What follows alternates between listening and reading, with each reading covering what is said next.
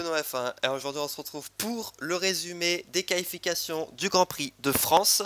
Oui, c'est marqué Grand Prix de Canada, mais j'avais la flemme de mettre Grand Prix de France, donc du coup j'ai sélectionné direct Grand Prix de France.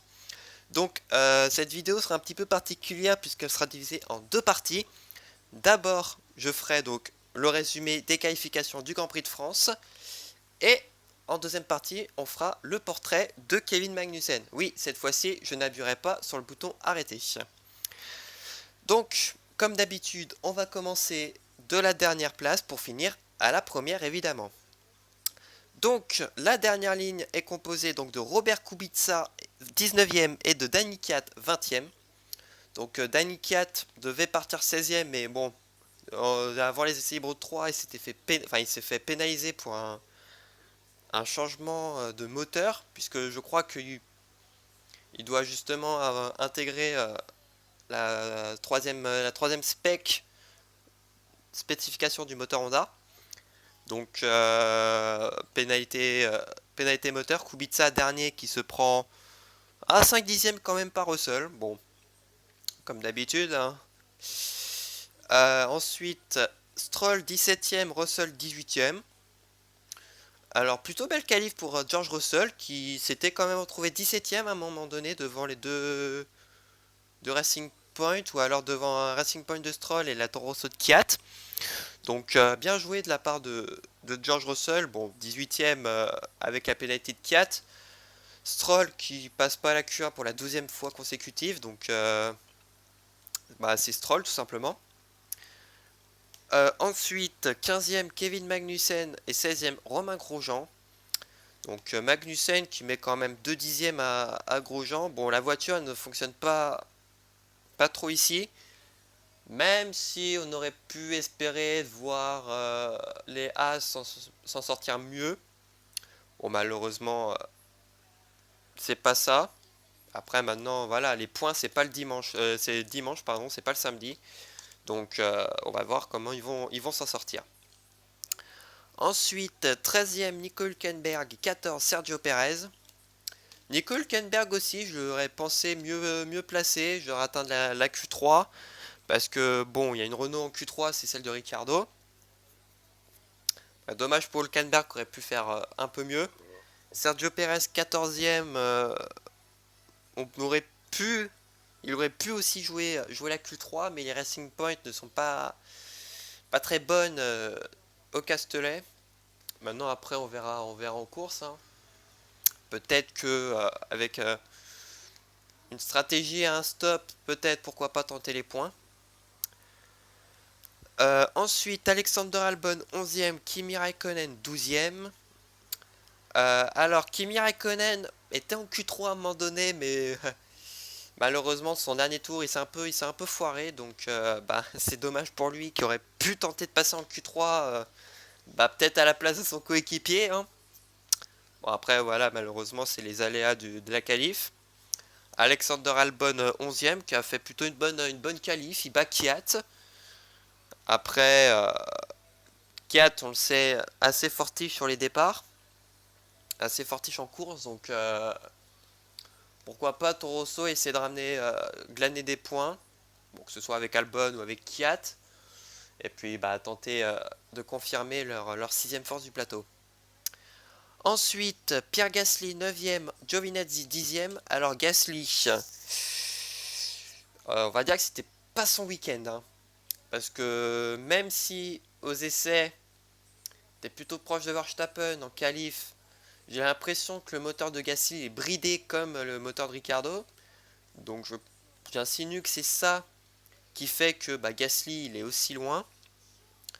Giovinazzi 10ème qui parvient à faire sa première véritable Q3, puisque même s'il en a fait déjà une à Bakou, il n'avait pas démarré dans le top 10 le lendemain, puisque il partait dans les derniers, puisqu'il s'était fait pénaliser d'un changement moteur.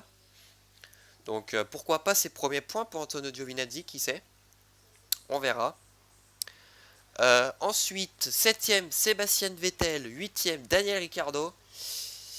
Et là, j'étais surpris parce que Vettel, quand il a fait son tour, on aurait pu penser qu'il allait essayer de battre Leclerc. Mais c'est au moment où il rentre au stand, à la radio, il dit qu'il a un problème de boîte de vitesse. Bon, il s'est un peu, en vrai, il s'est un peu loupé au premier tour.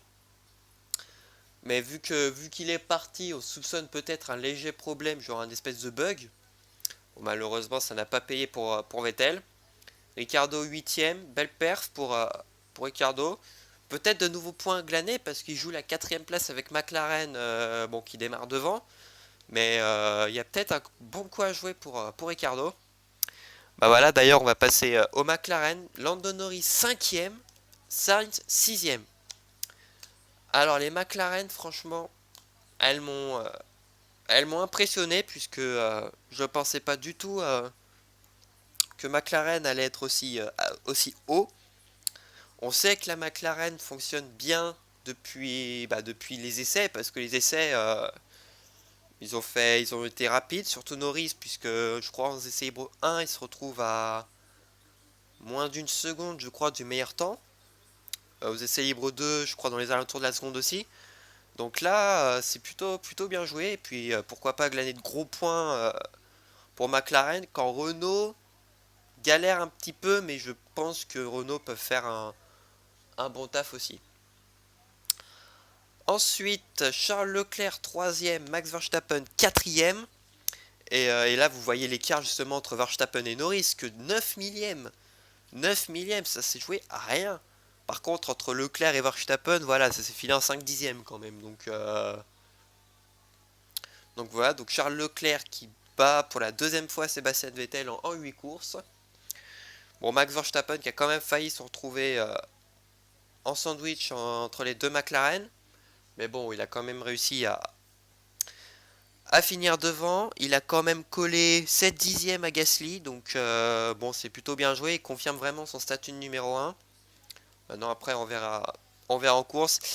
Évidemment, et ben, les deux premiers, c'est pas une surprise. Hamilton en pole devant Valtteri Bottas. Donc Hamilton qui fait sa euh, troisième, troisième ou quatrième pole. Je crois que c'est sa quatrième pole cette saison. Donc il a quand même que les 3 dixièmes. C'est dommage pour Bottas parce que Bottas était quand même rapide pendant les deux séances de qualification. Mais bon, c'est dommage. Bon après Hamilton il a fait un tour incroyable. D'ailleurs je crois qu'il a battu d'ailleurs sa propre pole je crois de plus de 2 secondes. Donc c'est plutôt bien joué de la part du Britannique. Ce qu'on attend en course, bah peut-être une bonne perf essayer pour Gasly, Vettel et les Renault de remonter un petit peu histoire de gagner plus de points. Maintenant, on n'est pas à l'abri de grandes surprises. Et voilà, on a fini pour ce résumé des qualifications du Grand Prix de France. On se retrouve tout de suite pour le portrait de Kevin Magnussen. Et voilà, on se retrouve donc maintenant pour le portrait de Kevin Magnussen. Alors, Kevin Magnussen est un pilote qui est en F1 depuis 2014. Il a commencé chez McLaren, donc le 14 novembre 2013. McLaren annonce donc sa titularisation à la place donc, de Perez, qui est en partance pour Force India, et donc se retrouve aux côtés du champion du monde 2009 Button. Donc mine de rien, il a quand même pas n'importe qui comme coéquipier. Pour sa première course, il réalise son premier podium en Formule 1 en terminant 3ème, mais finit 2ème suite à la disqualification de Ricardo. Donc ce qui fait qu'on a eu les deux McLaren sur le podium. En Malaisie, il finit 9ème et pointe à la 5ème place du championnat à seulement 3 points de Button. Donc bien joué. Il connaît son premier abandon à Bahreïn sur un problème d'embrayage, mais renoue avec les points à Monaco en terminant 10ème, puis 8ème au Canada. Il finit 2 fois 7ème en Autriche et en Grande-Bretagne, donc pour l'instant plutôt bonne saison pour lui. Et il termine 9ème en Allemagne avec une grosse collision quand même l'impliquant lui et Massa au premier virage. Tu vois, on était au premier virage, Massa à l'extérieur, Magnussen à l'intérieur. Il se retrouve, enfin, il touche Massa, qui l'envoie en tonneau. Et donc, bon, il finira quand même dans les points. En Hongrie, il finit 12ème en parlant descendre avec Hamilton. Et en Belgique, alors qu'il se bat pour la 5ème place avec Vettel, Alonso et Button. D'ailleurs, Magnussen, sa défense a été limite. Malheureusement, il se retrouve pénalisé de 20 secondes pour avoir poussé Alonso hors de la piste. Bizarrement, Vettel a eu que 5 secondes au Canada. Et termine hors des points. Et en Italie, alors qu'il était deuxième, enfin, il s'est retrouvé second derrière Rosberg.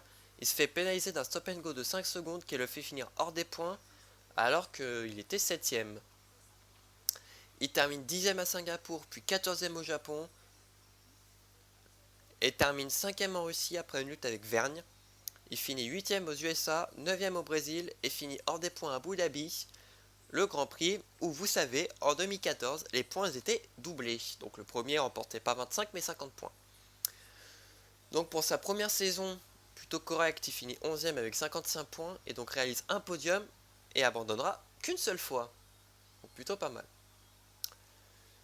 Ensuite 2015, il se retrouve donc sans baquet malheureusement en 2015, puisqu'il se fait remplacer donc par Fernando Alonso. Donc il cherche à se tourner vers l'IndyCar avec Andretti, mais ses plans sont... il est obligé d'abandonner ses plans, puisqu'en février 2015, McLaren rappelle justement le Danois pour remplacer Alonso en Australie, puisqu'il s'était violemment blessé, victime d'un violent accident pendant les essais hivernaux. Donc pour la course du coup, il remplace Alonso en Australie. Il partira donc 17ème avec une voiture qui est vraiment à la ramasse. En même temps moteur Honda, voilà. Mais il ne participe pas à la course puisqu'il a été victime d'un problème moteur. Il fera quand même des tests à Barcelone avec une Porsche LMP1 où il fera quand même le meilleur temps. Donc c'est plutôt pas mal. Ensuite, 2016, il se retrouve donc chez Renault. Donc alors que Maldonado devait être titulaire justement aux côtés de Palmer, il va se faire justement remplacer par le Danois puisque le Vénézuélien connaît des problèmes d'argent. Après trois courses compliquées, il parvient quand même à marquer ses premiers points en Russie, en faisant des dépassements d'ailleurs. D'ailleurs, on s'en souvient du petit dive bomb sur Ricciardo au virage numéro 4. Donc en Russie, il finit 7ème, donc ce qui est plutôt bien joué. En Belgique, alors qu'il était hors des points, je crois qu'il devait être 12 ou 13ème, à la sortie du Rédillon, il est victime d'un violent sortie de piste. Enfin, d'une violente sortie de piste, pardon. Euh, dans lequel il encastre vraiment sa voiture dans le mur de pneus, donc il sort en boitant, donc on pensait que justement qu'elle allait pas faire l'Italie. Ouais, bon, par chance, il a quand même réussi à le faire. Mais il parvient quand même à marquer un nouveau point à Singapour, donc en finissant 10ème. Donc en 2016, il finit 16ème avec 7 points et abandonnera 5 fois, quand son coéquipier britannique Julian Palmer finit 18ème avec une seule unité. 2017, il rejoint Haas, écurie qui tentait de rejoindre la saison passée. Donc il a signé pour 3 ans et retrouve Romain Grosjean. Il marque les premiers points de Haas en Chine en finissant 8ème, puis il marque un nouveau point à Monaco en finissant 10ème. Il termine 7ème à Bakou, et après une petite traversée du désert, il retrouvera les points au Japon avec une 8ème place devant Romain Grosjean. Il finit 14ème avec 19 points quand son coéquipier finit juste devant lui, il abandonnera 5 fois. Ensuite, 2018, il débute la saison mieux que l'année précédente. Faut quand même le souligner en démarrant 5ème en Australie. Malheureusement, alors qu'il était 4ème en piste, puisque oui, en gros Magnussen il avait pris un bon départ et il avait doublé Verstappen avant le premier virage. Oups. Donc alors qu'il était 4ème, il abandonne sur un problème de serrage de roue, comme son coéquipier à un tour d'intervalle. Il parvient néanmoins à se rattraper, à finir 5ème à Bahreïn et en Autriche. Il marque souvent des points quand même. Il devance souvent Grosjean en course. Et malheureusement, il ne marque pas de points en Italie et Singapour. Mais à Singapour, alors qu'il était 18ème, il a décidé en gros, de faire un peu ce que les pilotes font cette année, de s'arrêter à peut-être 4-5 tours de la fin et de chausser les pneus les plus tendres. Donc en Singapour, c'était les pneus hyper soft. Et réalise donc son premier meilleur tour en course de sa carrière. Et également le premier meilleur tour de son écurie.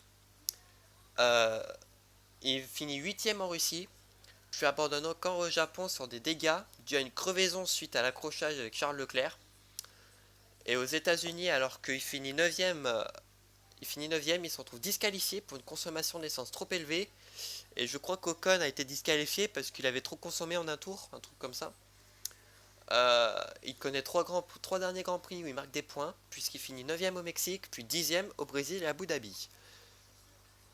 Donc il finit la saison 9ème avec 56 points en réalisant un meilleur tour et abandonne 2 fois.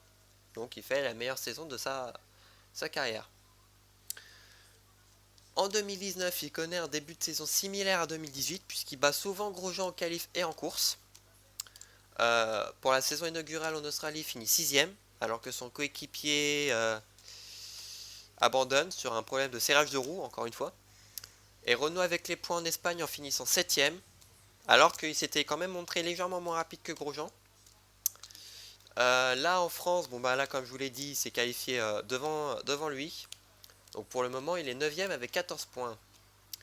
Et voilà, on a fini donc pour 2 vidéos en une du coup, pour le portrait de Kevin Magnussen. J'espère que cela vous aura plu. N'hésitez pas à mettre un pouce bleu, à vous abonner et à me suivre sur les différents réseaux sociaux que je mets en commentaire. On se retrouve donc demain pour le résumé